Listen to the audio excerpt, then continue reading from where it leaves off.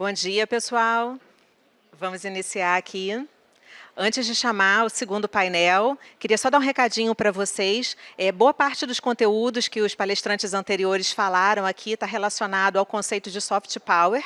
E a gente tem uma série de videoaulas dentro aqui da plataforma da Casa Firjan e também no site riosoftpower.firjan.br, que está através do QR Code que está no crachá de vocês. Vocês podem ver todos os conteúdos lá, eles foram gravados pelas equipes da Casa Firjan, junto com especialistas de economia criativa aqui do Rio de Janeiro, e é muito bom para poder explorar todos esses conceitos, porque o soft power ele transita em todas as palestras que estão acontecendo aqui no evento. Bom, para chamar a nossa próxima mesa, eu convido a gerente de inovação empresarial, Maria Isabel Ocherry, para conduzir os trabalhos, prazer, da discussão Design Estratégico para Negócios, da pesquisa acadêmica ao resultado prático. Boa mesa. Olá, gente, bom dia. Vou ficar aqui dando umas voltinhas para falar com todo mundo.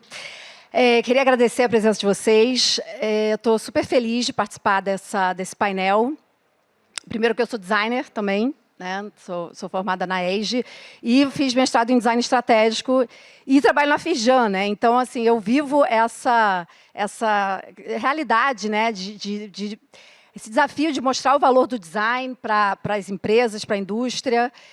A gente tem muita conexão com a academia, então acho que vai ser uma conversa super oportuna e estou curiosa para saber quais soluções estão sendo feitas justamente para mitigar essa lacuna. E aí queria convidar, então, para participar do painel, nossos dois panelistas, o Almir Mirabô. Ele é professor, doutor em design pela ESG-UERJ. Como pesquisador, aborda os temas memória gráfica brasileira, indústria gráfica brasileira, história do design, história da tecnologia, design de informação e visualização de dados. Atualmente, além de orientar trabalhos de conclusão em diversos cursos, coordena o One Year Design Digital no IED Rio, a pós-graduação Lato Sensu em Design Digital do Instituto Infinet e o escritório modelo do curso de Design Gráfico da Unesa. Bem-vindo, Almir. E para completar, fica aí onde você quiser. Para completar, a gente vai chamar Cláudio Magalhães. Ele é professor e pesquisador no Departamento de Arte e Design da PUC-Rio. Também coordena o Laboratório de Gestão de Design, atuando no programa de pós-graduação do DAD, mestrado e doutorado.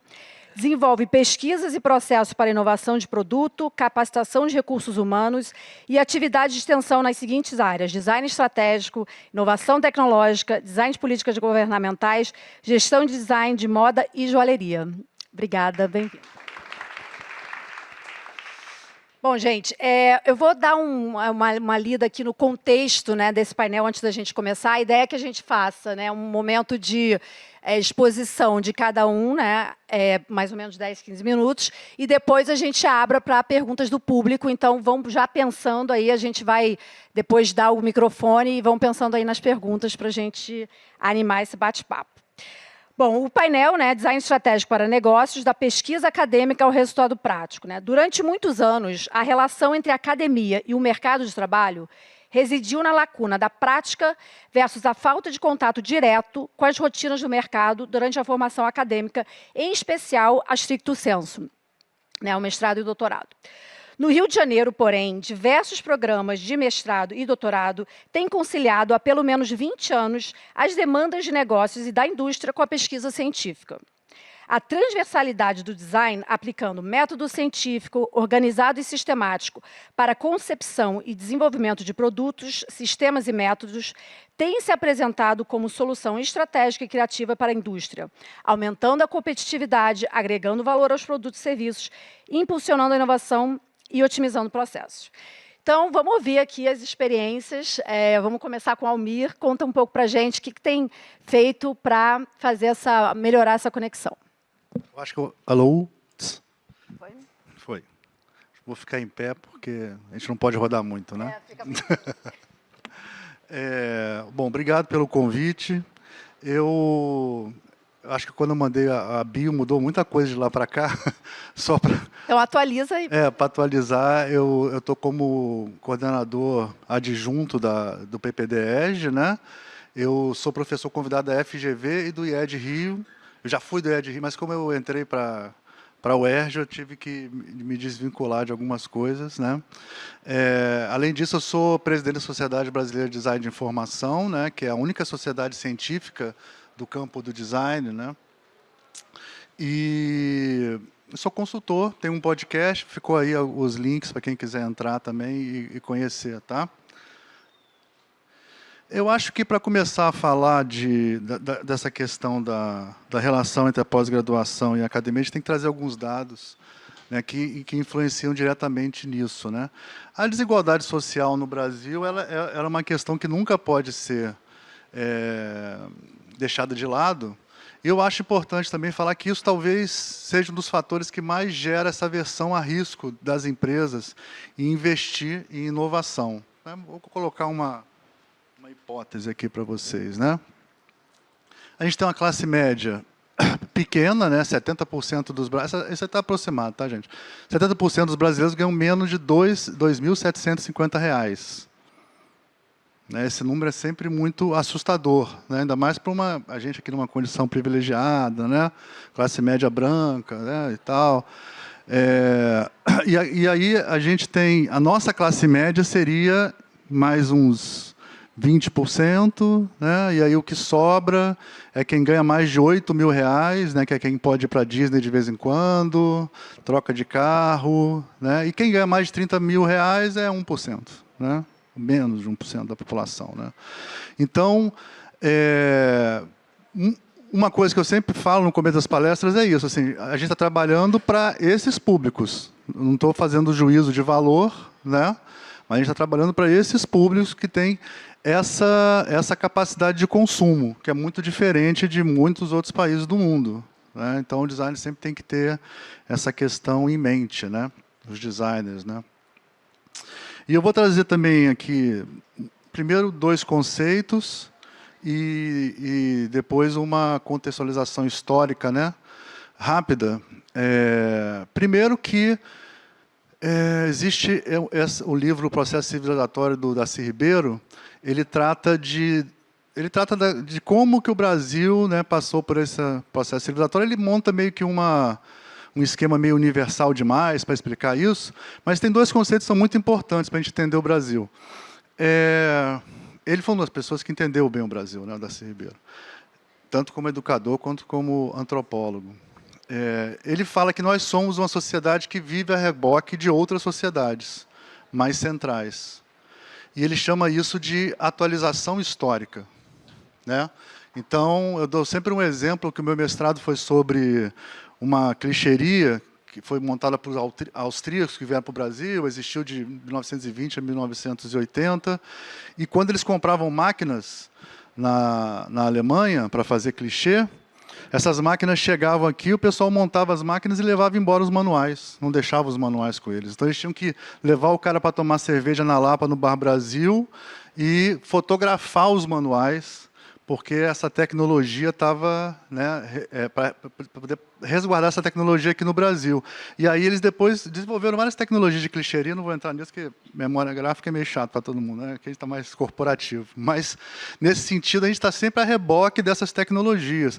Eu já trabalhei como consultor para o Sistema S, fazendo prospecção tecnológica, não sei se vocês fazem ainda isso, mas aí pessoas iam para feiras do mundo inteiro, para descobrir quais são as novas tecnologias. Eu tinha que fazer um laudo no final, dizendo assim, o que pode vingar no Brasil, o que pode não vingar. E muita coisa não vingava por essas questões que a gente está discutindo aqui, né? E outra coisa, e aí existe o oposto disso, que é a aceleração evolutiva, que é quando uma sociedade se desenvolve autonomamente, né? Normalmente com processos, investimento, educação, né? E no Brasil a gente tem casos de aceleração evolutiva, onde o design foi muito importante, como o Aloysio Magalhães, que fez o primeiro papel moeda brasileiro, né? Foi um concurso, e esse concurso fez com que a Casa da Moeda comprasse máquinas, desenvolvesse tecnologia. Ele criou uma coisa chamada moaré controlado, que aumentava a segurança da nota. Quer dizer, esse é um processo de aceleração evolutiva. Você pega, se apropria da tecnologia, né, e faz com que isso evolua. Então, isso já é um outro aspecto para a gente pensar aqui também. E por último, eu acho sempre bom lembrar que a institucionalização do design no Brasil, né, que começa nos anos 50 até os anos 60, e quando tem a primeira bacharelado, né, e toda essa história, o Brasil estava num momento que muitas pessoas estavam pensando o Brasil num movimento desenvolvimentista, né? E uma das coisas que é muito tratada nessa época, pelo Darcy e por outros pensadores, Celso Furtado, né, é que a gente tinha que tropicalizar, né? Ter uma identidade nacional. Só que, isso, na verdade, quando as multinacionais chegaram no Brasil, pelo poder aquisitivo muito baixo, em vez de ter essa tropicalização, teve o downgrade, que era o seguinte: você simplificar as coisas para poder atender um público que tem um poder de compra menor. Né? Isso também é um processo que você vê acontecendo até hoje, normalmente. Né? Se você observar os produtos nacionais, né, muitas coisas são fabricadas aqui, tem certas especificações que não acontecem lá fora. Só para trazer essas 3 questões para a gente depois discutir. Aí eu trouxe uns cases lá da EGE, né? A EGE já fez parceria, né? Tem parceria com a Microsoft, Motorola, Electrolux, né? E eu acho que um ponto interessante que a EGE tem trabalhado bem é essa coisa de atender a indústria através da incubadora. Hoje em dia a incubadora está sob coordenação do professor Vandir Raj, né? Quem quiser ir lá pode visitar. Esse predinho, inclusive, ele foi feito para o projeto... acho que foi o Motorola, né? Acho que foi o Motorola. Motorola, né? Eu participei, né? Que fazia os modelos em madeira, né, e tal.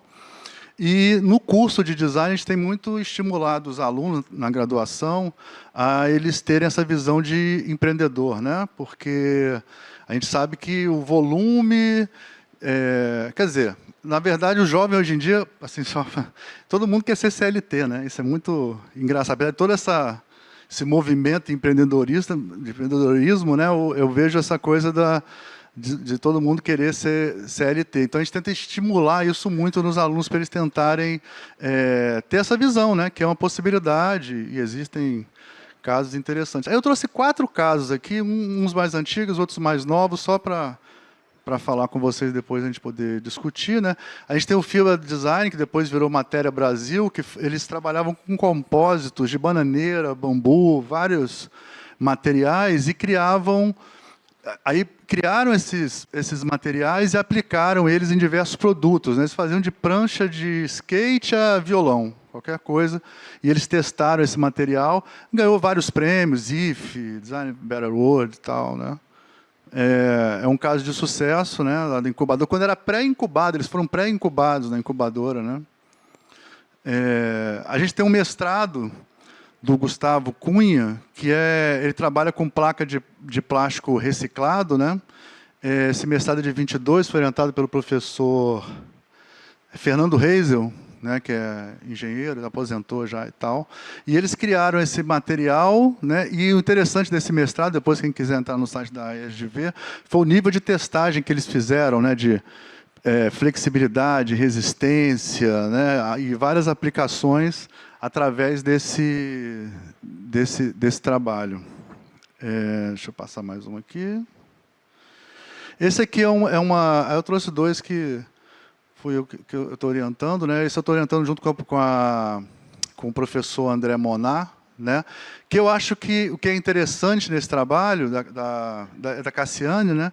O que é interessante nesse trabalho é que não é somente o escaneamento 3D, que já é uma coisa bem usual e tal, mas sim como prestar esse serviço e como treinar as instituições públicas a ter acesso a essa tecnologia. Então, a ideia dela é criar boas práticas, né, um manual de indicações que atenda a várias instituições científicas para que elas possam, instituições históricas, né, para que elas possam conseguir digitalizar os seus objetos, né, e passar essa tecnologia para dentro da instituição.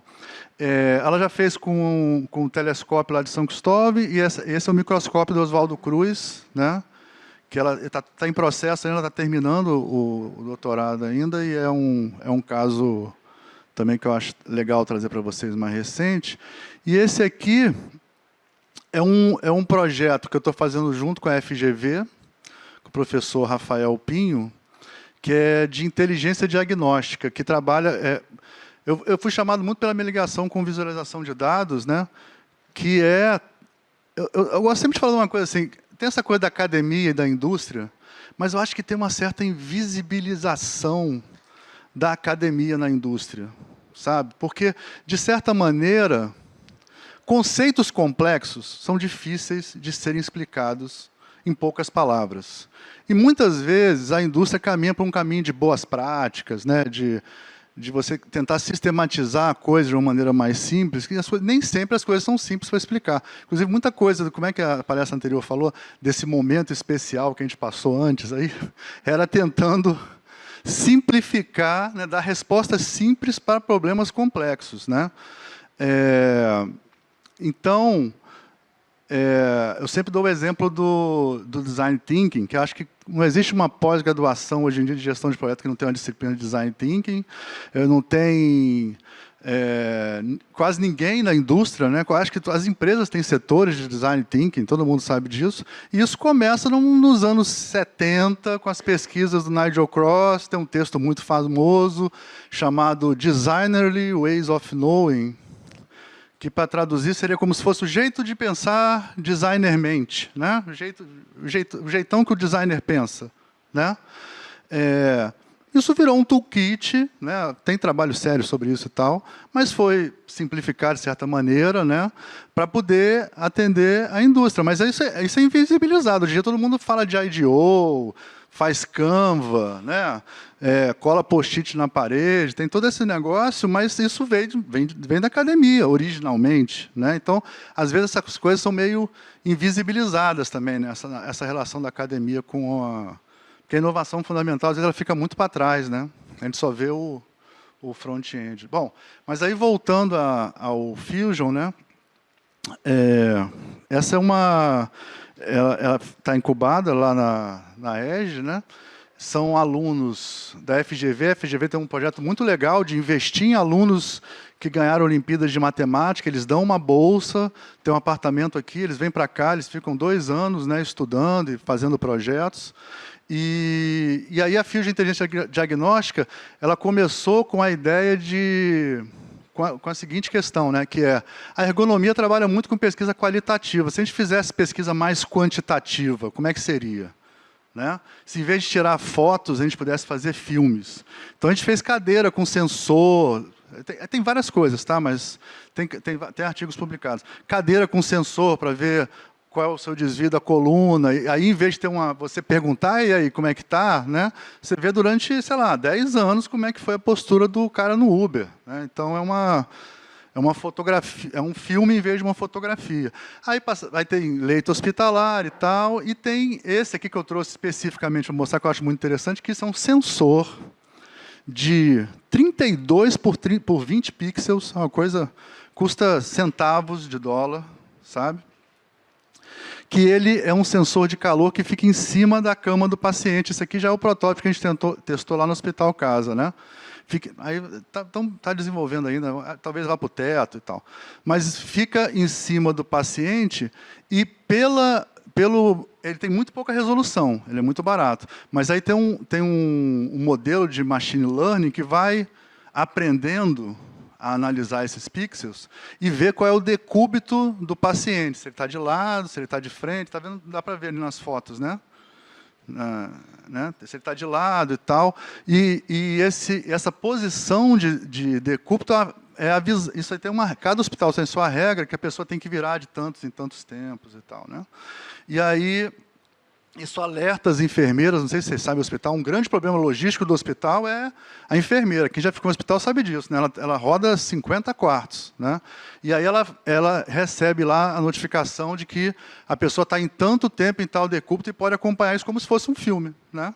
O tempo todo. E aí serve também para medir a temperatura do paciente e outras coisas mais, né? Esse é um projeto que eu acho bem exemplar. Só para comentar, porque não vai dar tempo de mostrar tudo, mas isso aí derivou para um sensor de cor, que a gente coloca no saco de urina do paciente, porque também, não sei se vocês sabem, urina é um negócio assim, sabe? Se tiver muito escura, tiver muito clara, a temperatura, eles sabem tudo da nossa vida pela urina. Se você quiser entregar a sua vida, é pior do que, como é que chama? Usar chat GPT, né? É assim, botar o seu drive no chat GPT. E aí, ele, pela cor da urina, vê né, a condição do paciente e agora a gente colocou, vai testar nos mictórios, né? Colocar nos mictórios para poder testar isso. Bom, deixa eu ver se tem mais alguma coisa. Opa. Enfim, peraí, deixa eu voltar aqui. Enfim, eu acho que é só para dar uma amostra, alguns exemplos, para que vocês pensem em perguntas, né, e possam, a gente possa conversar um pouco. A apresentação muito rápida, né? E eu queria, de novo, agradecer o convite, deixar meus contatos aqui. Obrigada, Almir. Obrigada. Vamos passar para o Cláudio, antes da gente conversar aqui. Alô, alô, alô. Boa tarde. Estão me ouvindo bem? Vou botar aqui bem. Vai tirar foto? Tá bom? Obrigado. Pode passar aí, eu acho. Vamos lá. Ah, eu que passo. Desculpa. Que... Não, acho que eles ainda estão subindo. Foi, né? Ali. Bom, a minha palestra vai ser sobre dentro e fora. De alguma maneira, eu penso que essa relação universidade-empresa e o tema que a gente está trabalhando aqui, nesse evento, ele está relacionado com uma visão assim de ecossistema, né? Quer dizer, as coisas são porque a gente está nesse contexto, a gente respira esse ar, a gente vive de alguma maneira aqui, olhando nos olhos de algumas pessoas e não de outras. Então, é um pouco do meu dentro, do meu fora, mas é mais um pouco do que a gente vem fazendo lá na PUC. Eu tenho um laboratório de gestão em design, e também eu tenho o NEX, que é o Núcleo de Experimentação Tridimensional, que um pouco faz a ponte entre o design estratégico e a necessidade de você trazer a experimentação e a prática também estética, também tecnológica, para dentro desse primeiro momento, né, do fazer. Então, eu tentei aqui fazer uma teoria, aquela aqui não vai dar para ler, mas aqui que deu... Qual é o ponteiro mesmo? É esse aqui, né? Então, eu quis aqui representar... um limite, né? Então, entre um ecossistema e o sistema, né? E a gente está vivendo aqui certas dinâmicas globais, competitividades, fluxos culturais, tendências tecnológicas, demandas, e também um certo isolamento. A gente acabou de ver lá que a gente não se sente latino, né? Não poderia deixar de ser, porque o Brasil é um continente, né? A gente está ilhado, né, de certa maneira, e também separado por uma língua. Vou falar um pouco de língua, porque língua é uma questão fundamental quando a gente está falando de trocas, né? A gente tem aqui um ambiente extremamente burocrático no Brasil, né? A gente falou de empreendedorismo aqui, mas, credo, né? Vai ser empreendedor aqui, passa pela primeira crise econômica, ou a primeira enchente, né? Você perde tudo. Conheço várias pessoas brilhantes no campo do design que perderam tudo. A questão dos impostos no Brasil... se não me engano, é um dos países mais fechados do mundo, né? O design começou a ser falado dentro do ambiente empresarial e também dentro das instituições que representam como a Firjan, CNI, né? E outros... o Sistema S, quando abriu o mercado, né? Em 1990, o Collor deu um chilique e abriu tudo de uma vez só. Foi muito traumatizante, mas, né, logo depois, com Fernando Henrique, em 1994, né, eles criaram o Programa Brasileiro de Design. Em cima disso, a gente começou a trabalhar muito com política de design, nessa tentativa, né, de explicar, de tentar entender como é que o design se inseria no nosso contexto. Mas então o que eu trouxe aqui, que essas pressões, né? Cadê o meu... Não é isso. essas pressões geram essas mudanças constantes, e aqui a gente vive em mudanças, né, muito dramáticas. Agora, pelo menos, o mundo inteiro está vivendo mudanças, não é só a gente. Mas esse impulso que tem tanto, né, dois eixos que eu tentei representar aqui, né, um eixo que leva mais para, né, alimentar a diversidade, né? É só a gente deixar açúcar em cima da mesa que vem um monte de formiga, não é isso? Então, e essa diversidade, ela gera uma certa resiliência, né? Porque você tem seres diversos, né? Conversas diversas. Vocês já ouviram falar que monocultura é ruim, né? Porque vem um bichinho ali na monocultura e arrebenta com tudo, né? E isso gera criação, né? Como educador, eu fico louco, né, quando o professor diz o que o aluno tem que fazer, né, ainda mais em design. Eu fico imaginando que a gente tem que estimular isso, né? Eu não estou aqui falando, vamos dizer assim, com uma intenção de dominar o saber, ao contrário, eu acho que eu acabei tendo essa praga de virar professor, porque eu não sei muita coisa, né, mas eu sou curioso. Então, esse impulso leva à criação. E eu vejo que também esse impulso, esse contexto, né, ele pode também gerar essa homogeneidade, né, uma degradação desse ecossistema, né, e vai gerar a extinção, como a gente já viu, muitas extinções, né, aqui no nosso país e no Rio de Janeiro. Eu gosto de usar uma analogia entre que o Saussure, não estou querendo dar uma de besta aqui não, mas é um cara linguista, né, que falou entre a fala e a língua, né? Então, a fala é a gíria, né, ou como é que as coisas vão surgindo, né? E a língua é uma estrutura rígida. E a gente vê, por exemplo, a indústria automobilística, como ela tem uma estrutura rígida, né? São poucas pessoas. Já a moda não, a moda, pelo custo, né, de entrada, você consegue ter pessoas sempre tentando entrar nesse sistema. A gente não tem escola de culinária, e temos uma culinária super prolíqua, né, e diversificada. Música também, né? A gente não tem a grande escola de música, mas a gente tem, né, o ambiente que permite essa produção cultural surgir. E aí você tem essas adaptações. Eu acabei descobrindo uma palavrinha muito interessante, chama especiação, né? Quer dizer, a especiação é quando essa proliferação vai gerando espécies diferentes, né? Então, essa divergência, que, do meu ponto de vista, é muito mal interpretada, né? Porque divergência é uma coisa boa, né? A gente só tem que saber ouvir, a gente só tem que saber conversar, porque design não tem certo e errado, essa cadeira é melhor do que a outra, não, né? Um conjunto de pessoas, num dado momento, num certo lugar, né, chegaram à conclusão que ia dar nisso aqui, né? Esse cara aqui, que fez doutorado lá com a gente, o Takao, fez mais de 100 protótipos de máscara, né? É um louco, mas o louco está aqui. É bom para vocês. Mas essa adaptação também pode gerar cópia, né? Que é a palavra horrível que nenhum designer fala, mas é uma forma também de aprendizado.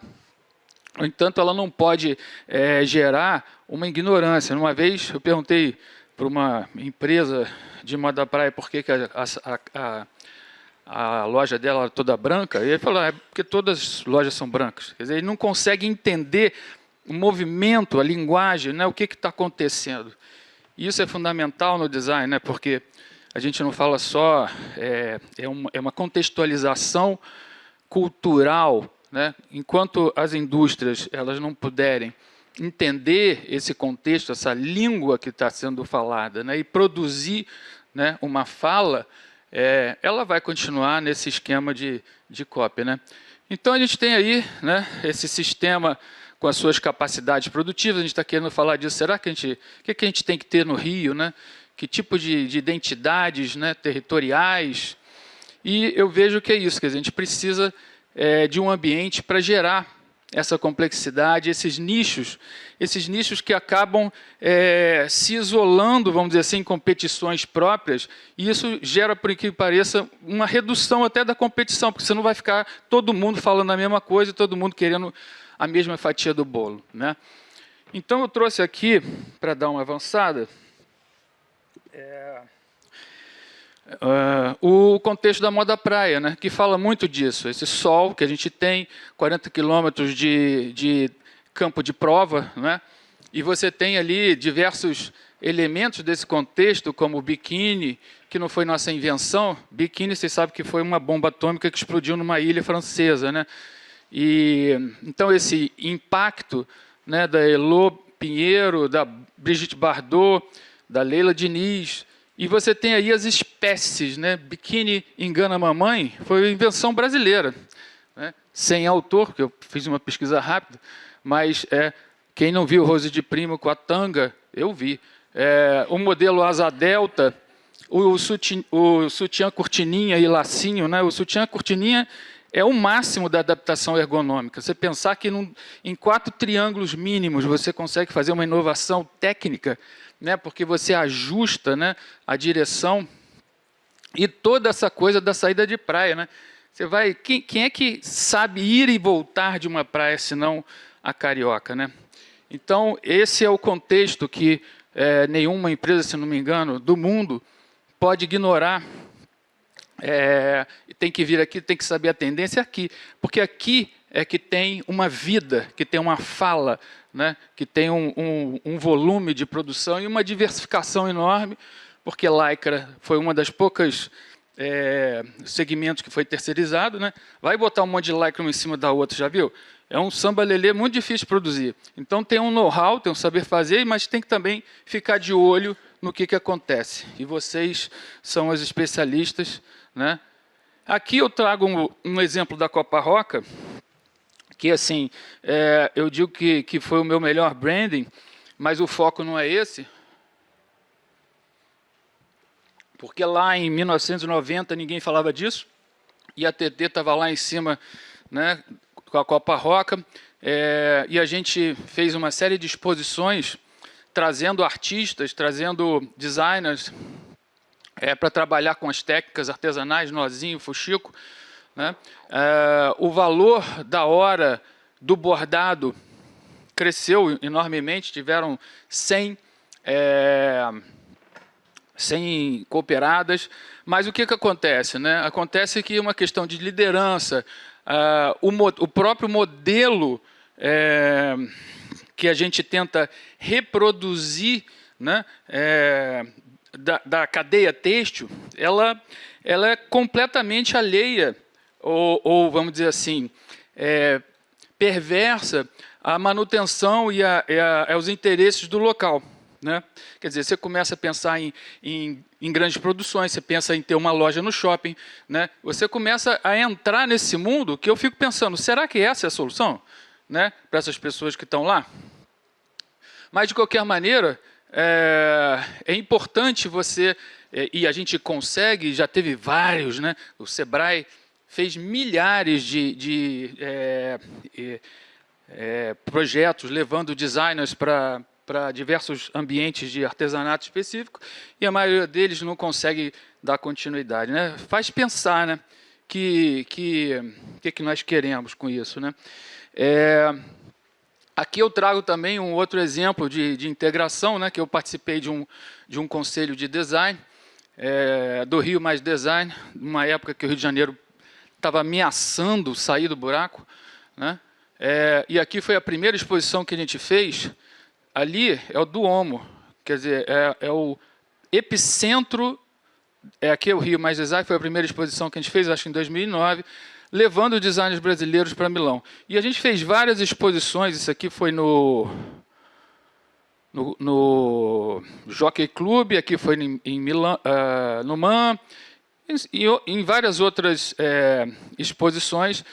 Para mim, isso aí foi o maior, foi o mais contínuo, porque eu acho que foram umas 10 exposições em Milão e no Rio de Janeiro, onde a gente pôde dar margem para vários designers desenvolverem as suas produções, os seus contatos, porque a gente fez também várias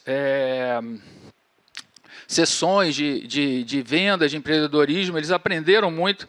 Aqui são 2 projetos que a gente levou, um foi o escaneamento do Cristo, esse aqui foi a bicicleta que a gente fez um filme 3D em Ipanema, tocava musiquinha e as pessoas andavam de bicicleta em Ipanema,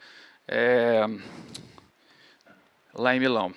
Aqui é um outro trabalho que eu trago, que isso aqui, não sei se vocês conhecem, chama-se uma árvore de Natal. Está vendo a pessoa aqui? Isso aqui é da cadeia de petróleo e gás, né? Vocês sabem que todas essas paredes aqui, principalmente, são pagas com royalty do petróleo, né? A PUC, não sei se vocês sabem, mas 50% do faturamento da PUC é serviços, né? E 80% desses serviços são da área de petróleo e gás. Então, vocês veem que a gente tem um pouco desse ambiente, né, homogeneizado, né, concentrado. Né? Será que a gente não está precisando de mais alimentos para divergência, para surgir novas coisas? Né? Bom, esse contexto aqui, a gente fez um trabalho com a FMC, a empresa que está ali no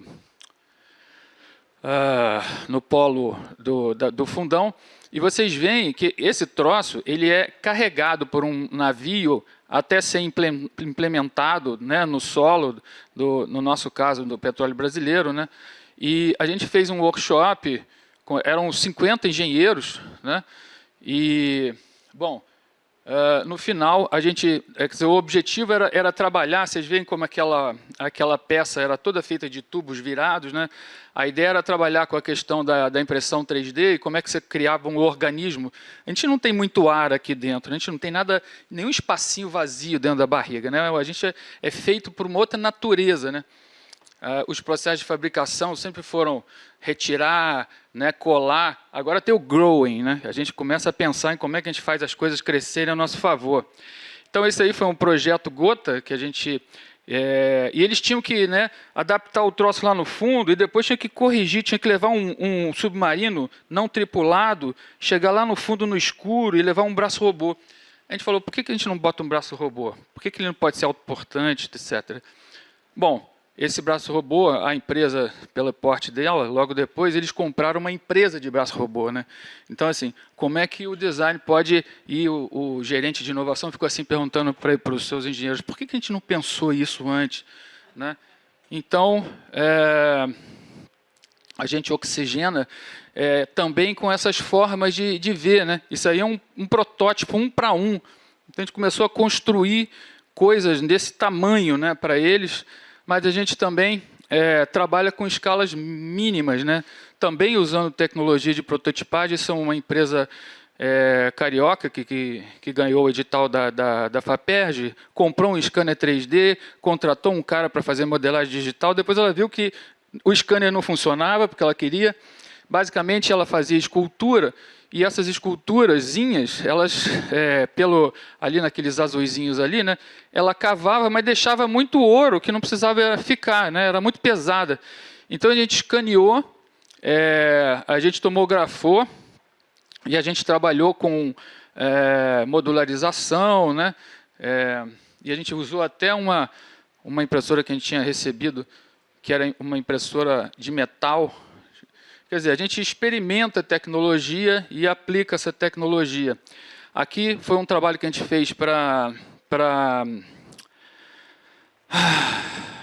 Esqueci, faliu. Tá ruim das pernas, Americanas. Ai, meu, tá acabando. Cadê? Alguém está me dando... Não, ninguém está me mandando calar a boca. Então, isso aí é um modelo de negócio, eles bancavam o protótipo já garantindo a venda para as empresas. Então, a gente fazia os projetos para as empresas, né, já pensando... E a série, a quantidade já estava garantida. Aqui é um péssimo exemplo, mas assim, é bom a gente ter memória até das burrices que a gente faz. Né? Então, antes do incêndio do museu, o Jorge Lopes, que é meu colega no Next, e agora no Biodesign, eu vou mostrar para vocês, escaneou e tomografou várias peças. Né? E a gente fez algumas peças conceituais, como, por exemplo, a gente fez um trabalho com vários designers, principalmente europeus. Né? A gente mandou aquele arquivo, que é um felídeo pré-colombiano. Ah, não, isso aqui é que passa. aquela imagem que está ali, né? A gente mandou esse arquivo digital e vários designers fizeram diversas concepções. É um pouco mais chegado para o design crítico, né? A gente fez uma peça que a gente cavou como se tivesse, né, aquela coisa de procurando as coisas perdidas dentro da própria madeira queimada, né? Esse aqui é o crânio da Luzia, impresso com o próprio pó do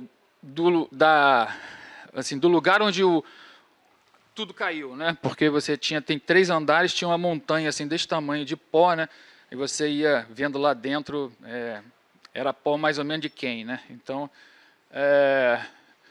são formas também de você colaborar, né, com design especulativo. Você não precisa necessariamente resolver um problema, mas você comunica e você tenta conscientizar as pessoas que está acontecendo alguma coisa. Inclusive, a gente tem um mestrando aqui dando aula de especulativo na Firjan, não é? Aqui a gente tem um trabalho também que foi lindo durante a pandemia, que tem a ver com a manufatura distribuída. A gente não precisa mais, será? A gente tem que mandar, fazer uma licitação, comprar não sei quantos milhões de produtos, trazer, armazenar, distribuir. Então, isso foi uma alternativa, né, porque a crise das cadeias produtivas veio exatamente quando, né, todo mundo fechou. A gente tinha que criar um jeito, e o pessoal na PUC, o Jorge também liderou esse projeto de fazer os face shields e os óculos e as máscaras com a manufatura distribuída, ou seja, várias pessoas do Brasil inteiro disponibilizaram suas máquinas, né, a gente mandou os arquivos. Né, a gente fez parte disso também aqui. Também, foi uma rede, né? E aqui o Biodesign, que é um laboratório que né, saiu do Next, né, especificamente ligado à visualização física e virtual na área médica, totalmente, né, motivada por conta dessa ideia da prototipagem, né? Então a gente também dá umas ideias assim, por que você não faz um gabarito, prende no osso, já com o desenho do corte, quando você abrir, você já corta, já tira o câncer, não sei o quê. Né? Foi uma coisa assim que a gente vai vendo que o diálogo, né, entre áreas é o que é fundamental, né? Como é que você fala línguas diferentes? Então, a ideia é essa, né? Qual é o papel do design estratégico na universidade para que a produção acadêmica produza resultados práticos, né, para a sociedade? Então, traduzir esse conhecimento em soluções aplicáveis, integrar múltiplas disciplinas, a gente está sempre, né, olhando com diversos olhos, diversas disciplinas, aproximar a universidade da sociedade e vice-versa, né, porque o problema também da gente, muitas vezes, é que a gente não tem com quem dialogar, né? Mal ou bem, a gente está querendo trabalhar na ponta, né? Gerar conhecimento, não reproduzir, gerar impacto territorial e políticas transformadoras, formatar cidadãos.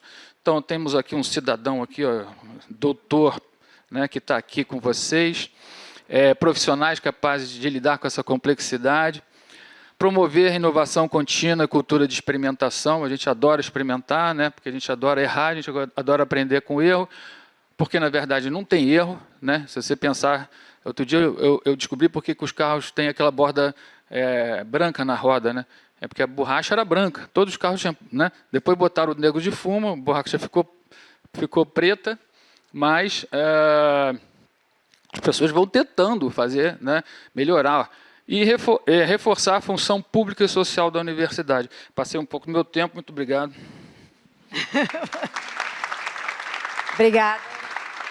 Obrigada, Cláudia, Almir. Eu estou aqui negociando aqui com a Ana uns minutinhos que a gente começou um pouquinho atrasado. Gente, pensem nas perguntas. Eu vou fazer uma pergunta rápida. Assim, eu tenho 1000 perguntas que eu queria fazer, mas vou começar com uma enquanto vocês preparam aí. A gente teve, no começo desse mês, uma aula magna aqui com um professor lá do Politécnico de Milão. E ele começou mostrando aquela coisa do designer, do Made in Italy, né? Do designer italiano, daquele designer genial, que é criativo. E aí ele foi desconstruindo isso. E a provocação dele foi que o bom design, na verdade, é um resultado, né, um processo evolutivo, resultado de várias variáveis, né, de limitações. Mas eu queria que vocês fizessem uma reflexão crítica do papel que a academia permite, né, aos profissionais terem, que é esse processo mais experimental, de exploratório, né, que é presente na pesquisa acadêmica científica, versus aquele design que é mais voltado para a linha de produção, né, que precisa ser otimizado, precisa ser de baixo custo, escalável. Então, queria que vocês falassem um pouquinho dessa dicotomia. Quem quiser. Repete. Então, vou tentar. Peraí. Eu estava até agora, traí o Rio de Janeiro, né? Fui chamado pela cidade de Bananal, que é a cidade mais dentro do Rio de Janeiro, né?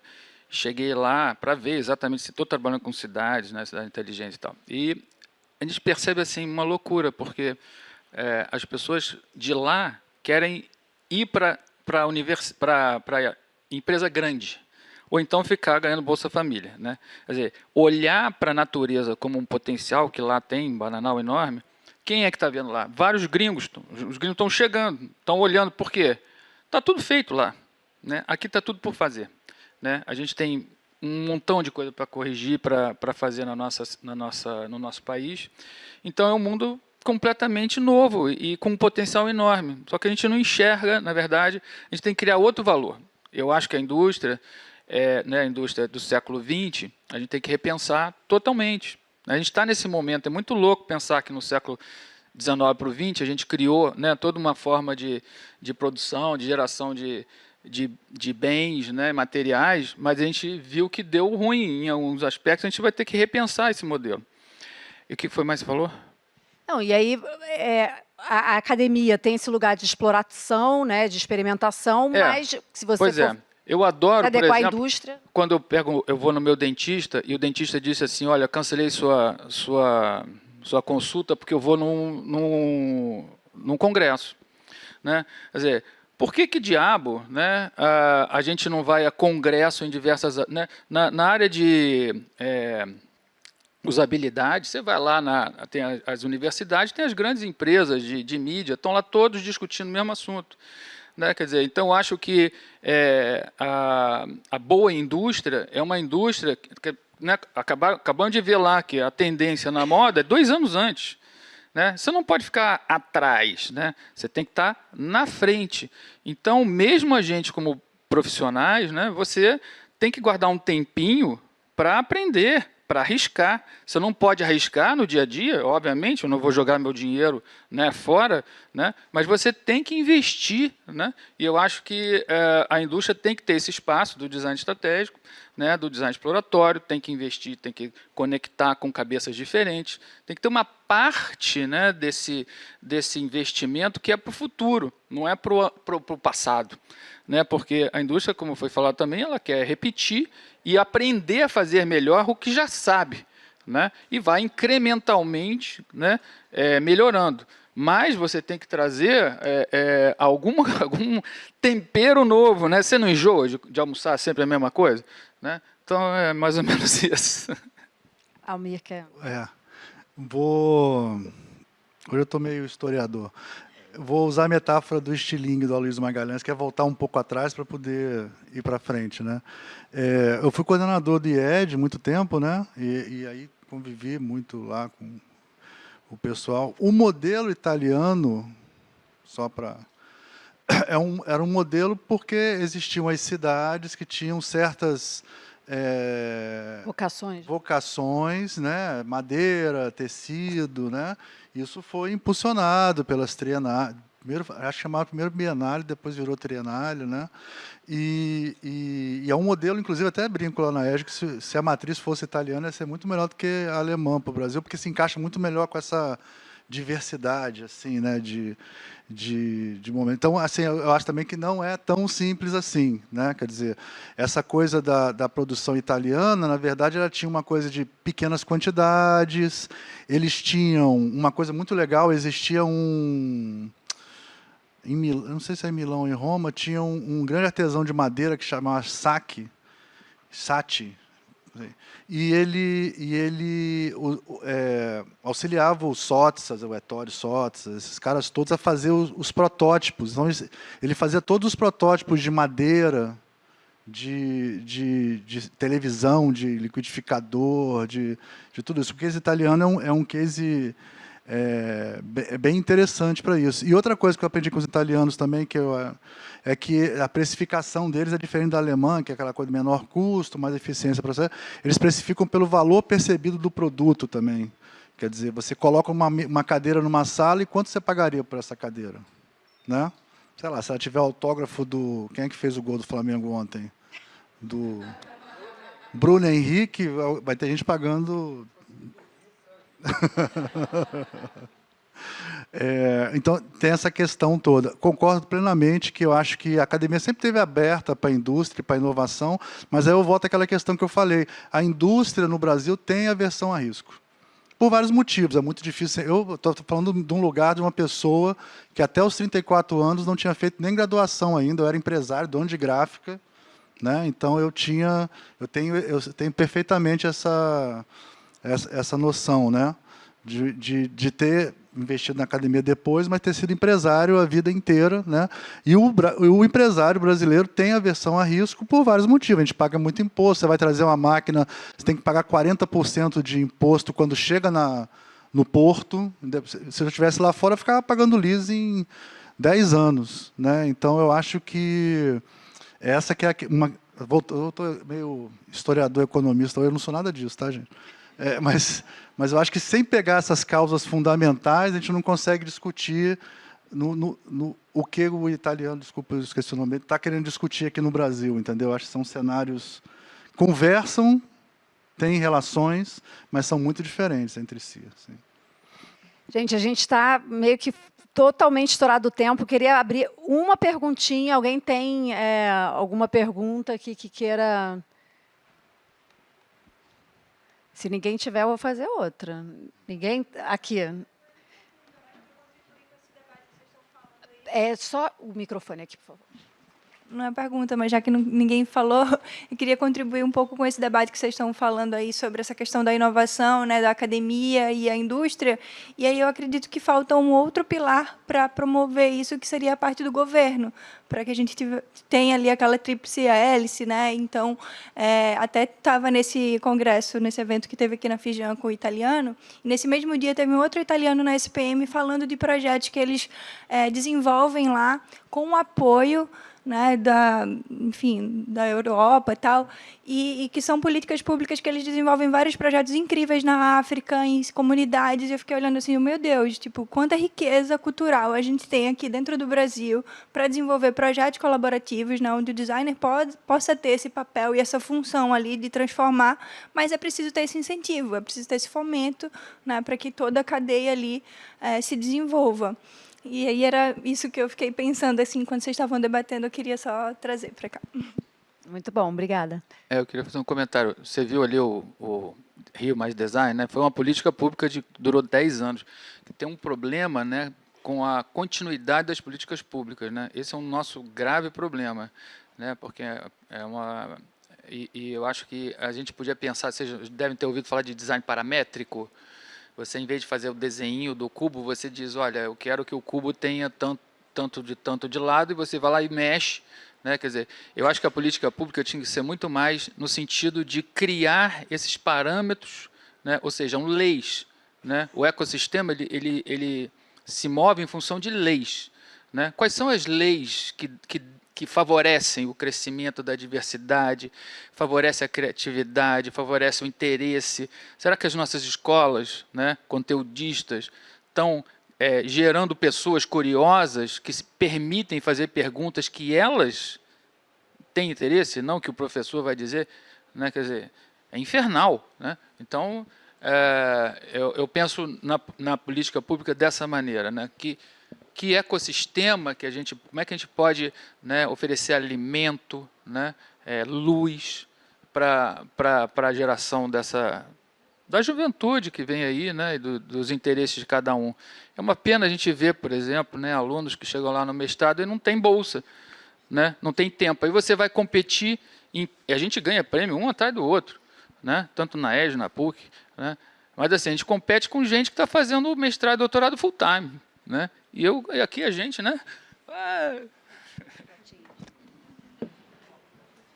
quer complementar alguma coisa? Gente, vamos ter que encerrar, né? Já estou recebendo olhares ali, mas espero que Cláudia e Amir continuem aqui, porque eu acho que esse é um debate assim que a gente tinha que ter tido umas 2 horas para debater, né? Eu tenho muitas questões, mas vamos aproveitar o evento, agradecer novamente ao Amir e Cláudio e vocês por estarem aqui. Obrigada.